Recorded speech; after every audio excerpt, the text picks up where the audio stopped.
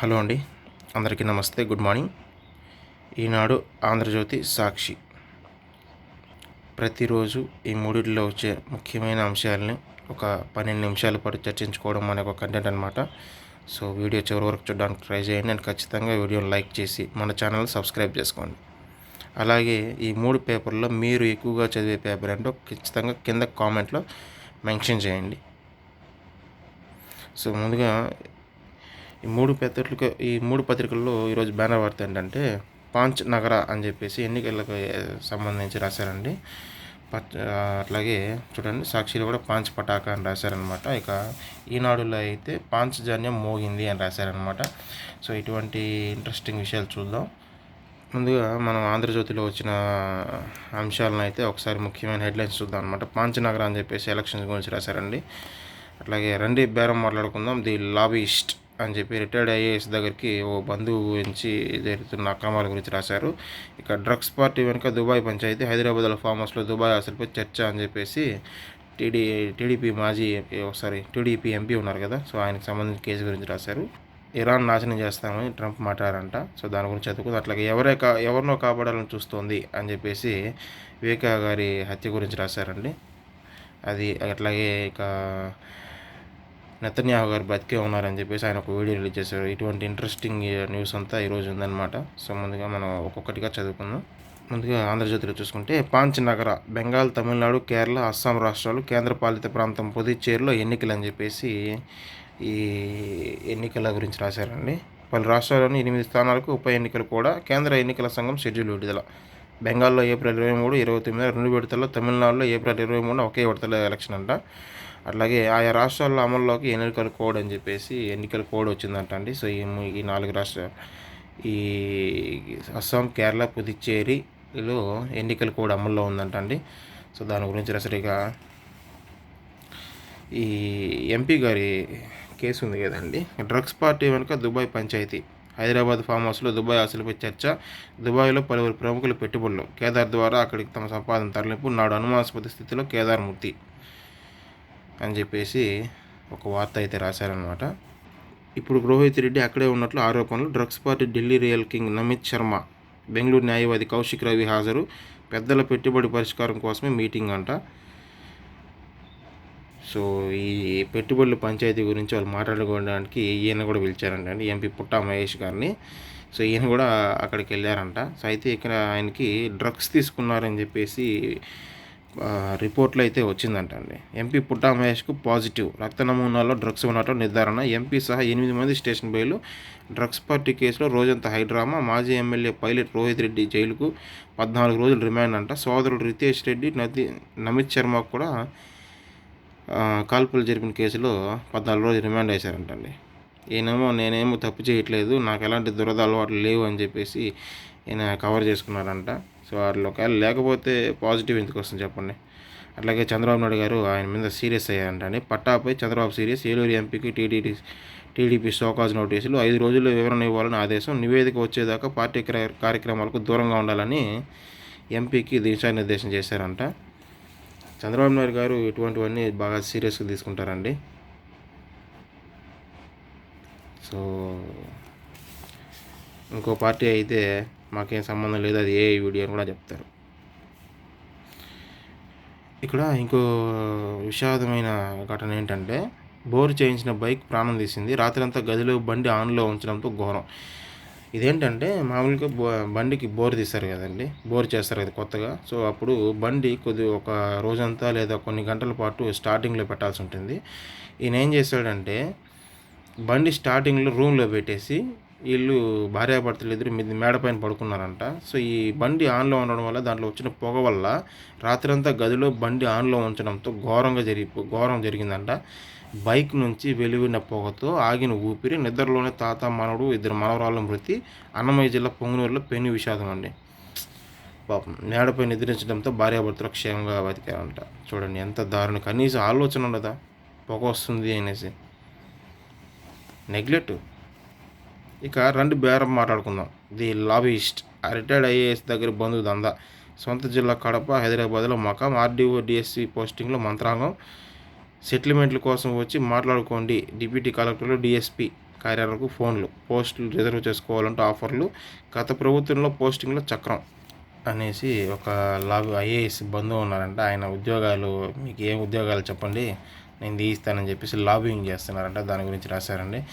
ఇంత జరుగుతున్న గవర్నమెంట్ చూడండి, అడ్మినిస్ట్రేషన్కి మంచి పేరున్న చంద్రబాబు నాయుడు గారి గవర్నమెంట్లో కూడా ఇటువంటివి జరుగుతున్నాయంటే ఇంకా ఏమనాలి? గవర్నమెంట్ కొంచెం పట్టించుకోవాలి ఇటువంటి వాటి గురించి. లేదంటే గవర్నమెంట్ ఎంత మంచి చేసినా అది చెడ్డగానే ఉండిపోతుంది. ఎవరినో కాపాడాలని చూస్తుంది. వివేక హత్య కేసులో సిబిఐ ఎందుకు ఇలా చేస్తుంది?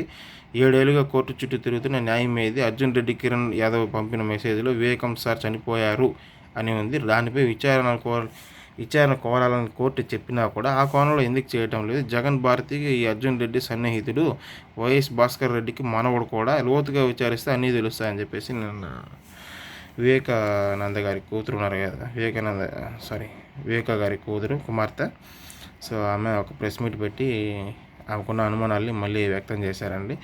మాజీ మంత్రి వైఎస్ వివేకానందరెడ్డి హత్య జరిగి సరిగ్గా 7 ఏళ్ళు అయిందని, ఇప్పటికీ అది ఎవరు చేశారు, ఎవరు చేయించారు, ఎందుకు చేశారో సిబిఐ తేల్చలేదని ఆయన కుమార్తె నర్రెడ్డి సునీతారెడ్డి ఆవేదన వ్యక్తం చేశారు. ఫోన్ కాల్స్ల కోణంలో పూర్తిగా విచారణ జరపలేదని, ఎవరినో కాపాడాలని చూస్తుందని ఆరోపించారని చెప్పేసి ఒక వార్త అయితే రాశారండి. అట్లాగే నేటి నుంచి 10th పరీక్షలు ఉదయం 9:30 నుంచి మధ్యాహ్నం 12:45 వరకు డౌన్లోడ్ చేసుకున్న హాల్ టికెట్ ఉన్న అనుమతి. హాల్ టికెట్ చూపిస్తే బస్సుల్లో ఉచిత ప్రయాణం. 8 గంటల 45 నిమిషాలకు పరీక్షా కేంద్రానికి చేరుకోవాలి. తప్పనిసరి పరిస్థితుల్లో 10 గంటల వరకు అనుమతి. ఇది మంచి పని అండి. ఎందుకంటే తప్పనిసరి పరిస్థితుల్లో 10 గంటల వరకు అనుమతి. చాలామంది ఏదో ఒక ప్రాబ్లం వల్ల టైంకి రాలేకపోతారు. 5 నిమిషాలు 10 నిమిషాలు లేట్ అవుతుంది కదా. సో అటువంటివి ఏం లేకుండా 10 గంటల వరకు పర్మిషన్ ఇచ్చారంట. చాలా మంచి విషయం. ఈ విషయంలో లోకేష్ గారిని ఖచ్చితంగా మెచ్చుకొని తీరాలండి. ఇక అమరం శ్రీరాముల సమరం, ఆత్మార్పణతో తెలుగు జాతి సొంత రాష్ట్రం, దేశ రాజకీయ ముఖ చిత్రం మార్చిన దీక్ష, దేశ విముక్తికి దళిత ఆత్మగౌరవాన్ని స్ఫూర్తి, జీవితాంతం అంకితమైన ధన్య జీవితం, స్వతంత్ర సమరంలో పలుమార్లు జైలుకు, భాషా ప్రయుక్త రాష్ట్రాలకు ఆద్యుడు, నాటి దీక్షకు గుర్తుగా 58 అడుగుల విగ్రహం నేడు రాజధానిలో ఆవిష్కరించిన సీఎం అని చెప్పేసి ఒక వార్త రాశారండి. ఇక పాకిస్తాన్ ఉద్యోగుల జీతాల్లో కోతలు 5 నుంచి 30% వరకు తగ్గింపు, ప్రధాని షాబాజ్ షరీఫ్ ఆమోదం. ఇది వాళ్ళ పరిస్థితి. కనీసం జీతాలు పూర్తిగా కూడా ఇవ్వలేని ఇంత దరిద్రంగా బతుకుతున్నారు వాళ్ళు. ఇంకా సాక్షిలో చూసుకుంటే విజయ్కి 80 సీట్లు ఇస్తాం. తమిళనాడులో విజయ్ సారథ్యంలోని టీవీకేకి 80 సీట్లు ఎన్డీఏ గెలిస్తే డిప్యూటీ సీఎం పదవి ఇచ్చేందుకు బీజేపీ సిద్ధమైనట్లు సమాచారం. ఇక బ్యానర్లు, ప్లక్కార్డులు వద్దు. సభలో ప్లక్కార్డులు, బ్యానర్లు, పోస్టర్లు ప్రదర్శించడంపై లోక్సభ స్పీకర్ ఓం బిర్లా అభ్యంతరం వ్యక్తం చేశారంట. ఇక తగ్గిన ఎల్పీజీ బుకింగ్లు, దేశంలో గ్యాస్ కొరతపై ప్రజల్లో భయాందోళనలో తగ్గుముఖం పట్టాయి. ఎల్పీజీ బుకింగ్లు తగ్గాయని కేంద్రం తెలిపిందనమాట. సో భయం వల్ల ఎక్కువగా బుక్ చేసుకున్నారండి ఆ 2 రోజులు. ఇక అల్కరాజ్కు Medvedev shock, Indian Wells ATP Masters tennis tourney సెమీస్లో ప్రపంచం నంబర్ 1గా కార్లస్ అల్కరాజ్పై మెద్వేదేవ్ విజయం సాధించారంట. పేర్లు చాలా ఘోరంగా ఉన్నాయి. ఉత్సాహంగా బీసీసీఐ పురస్కార ప్రదానం, మిథాలీకి లైఫ్ టైమ్ అచీవ్మెంట్ అవార్డు.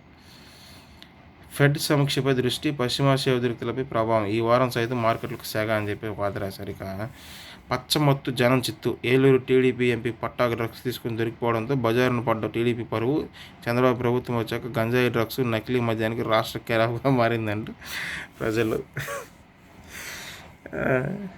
ఏం వార్తలు రాశారండి. వైసీపీ వాళ్ళు మత్తుల్లో లేరా, లేకపోతే వాళ్ళ వీడియోలు బయట రాలేదా?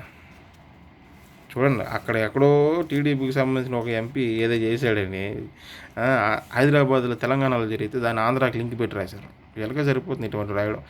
ఏలూరు టీడీపీ ఎంపీ పుట్టా డ్రగ్స్ తీసుకొని దొరికిపోవడంతో బజార్ను పడ్డ టీడీపీ పరువు. అవునా, మరి నగ్న వీడియోలు చేసి దొరికిపోతే వైఎస్ఆర్సీపీ ఒక పరువు పోతుందా? అదంతా వాళ్ళ వ్యక్తిగతం అండి, వాళ్ళ వరకు రాయాలి, అంతేగాని పార్టీలకు ఆమోదించకూడదు. మద్యానికి రాష్ట్రం కేరాఫ్గా మారిందంటున్న ప్రజలు. కొద్ది రోజుల క్రితం డ్రగ్స్ తీసుకుని పట్టుబడిన ఎమ్మెల్యే ఆదినారాయణ రెడ్డి కుమారుడు రాష్ట్రాన్ని డ్రగ్స్ రాజధానిగా మారుస్తున్నారని ప్రజల మండిపాటు. వేసేయండి, ఇంకా దొరికింది వేసేయండి. పంచ్ పటాక 5 రాష్ట్రాల్లో మోగిన అసెంబ్లీ ఎన్నికల నగర కీలక పశ్చిమ బెంగాల్లో 2 విడతల పోలింగ్. తమిళనాడు, కేరళ, అస్సాం, పుదుచ్చేరి రాష్ట్రాల్లో ఒకే విడతలో. అన్ని చోట్ల మే 4న ఓట్ల లెక్కింపు ఫలితాలు వెల్లడి. అన్ని చోట్ల మే 4న ఓట్ల లెక్కింపు ఫలితాలు వెల్లడి. షెడ్యూల్ విడుదల చేసిన కేంద్ర ఎన్నికల సంఘం అని చెప్పేసి ఎన్నికల గురించి రాశారండి. సో ఇక ఈనాడులో చూసుకుంటే పాంచజన్యం మోగిందని చెప్పేసి తమిళనాడు, పశ్చిమ బెంగాల్, కేరళ, అస్సాం, పుదుచ్చేరి ఎన్నికల షెడ్యూల్ గురించి రాశారండి. సో అట్లాగే అమరావతి కొలువుదీరున్న అమరజీవి పొట్టి శ్రీరాములు భారీ కాంస్య విగ్రహావిష్కరణ అయినాడు. సీఎం చంద్రబాబు చేతుల మీదుగా ప్రారంభం. 125వ జయంతోత్సవాలకు ఘనంగా ఏర్పాట్లు అని చెప్పేసి అది రాశారనమాట. ఇక రికార్డు స్థాయిలో విద్యుత్ వినియోగం. మార్చి 2వ వారంలో గరిష్ట దిశగా పరుగులు. ఉత్పత్తిలో జెన్కో కొత్త రికార్డులు. ఒకే రోజు గ్రిడ్కు 139 MUలు అంట. సో సమ్మర్ కదా, ఏసీలు అవన్నీ బాగా వాడతారు. ఇక ఆ ఇద్దరు వరకు దర్యాప్తు వెళ్ళాలి. వాటి నుంచి కూపీ లాగితే అసలు నిందితులు దొరికేవారు. వివేక హత్య రోజు భారతీయ కాల్ డేటాపై విచారణ ఎందుకు జరగలేదు? సిబిఐ సమగ్రంగా దర్యాప్తు చేయకుండా వదిలేసింది అని మాజీ మంత్రి వివేక కుమార్తె సునీత గారు ప్రెస్ మీట్ పెట్టి మాట్లాడారండి. సో దాని గురించి రాశారు. ఇక ఇరాన్పై నిప్పుల వాన. ఇస్ఫహాన్ నగరంలో విధ్వంసం 15 మంది మృత్యువాత. షిరాజ్ నగరం పైన దాడులు. గల్ఫ్ దేశాలపై ఇరాన్ క్షిపణులు, డ్రోన్లు. అమెరికా, ఇజ్రాయెల్ మినహా మిగిలిన దేశాల నౌకలు టెహరాన్ అనుమతి. ఇరాన్ షరతులు అంగీకారకారోగ్యం కావు అని చెప్పేసి ట్రంప్ అన్నారంట. సో దాని గురించి రాశారు.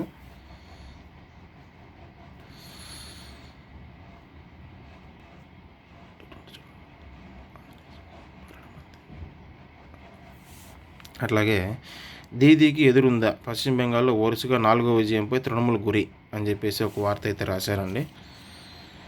అలాగే తమిళనాట కూటముల వేట. కేరళలో త్రిముఖ సమరం. విజయ్ హ్యాట్రిక్పై ఉత్కంఠ అని చెప్పేసి హ్యాట్రిక్పై ఉత్కంఠ. కేరళలో త్రిముఖ సమరం, విజయన్ హ్యాట్రిక్పై ఉత్కంఠ అని చెప్పేసి వార్త అయితే రాశారండి. సో అదేంటి 3 పత్రికల ప్రధాన అంశాలు. వీడియో చివరి వరకు చూసిన ప్రతి ఒక్కరికి కూడా ధన్యవాదాలు.